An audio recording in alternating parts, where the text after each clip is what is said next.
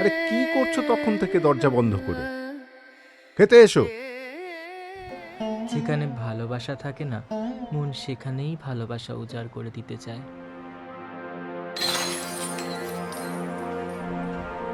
একটা মিথ্যে সম্পর্ক সারা জীবন ধরে বয়ে বেড়াতে হয়। তোমরা সবসময় আমার সাথে এরকম ব্যবহার কেন করো? এই চুপ করে থেকো না তো, বলো, পরিষ্কার করে বলো, স্পিক আউট প্লিজ। তুমি দেখেছো কোনো অসুস্থ কুকুর যখন রাস্তায় পড়ে থাকে, কেউ না কেউ ঠিক তাকে সাহায্য করতে এগিয়ে আসে, কিন্তু আমাদের মতো মানুষকে আমি তোমার বাবা, একজন প্রফেসর। এই সোসাইটিতে না আমার একটা রেসপেক্ট আছে।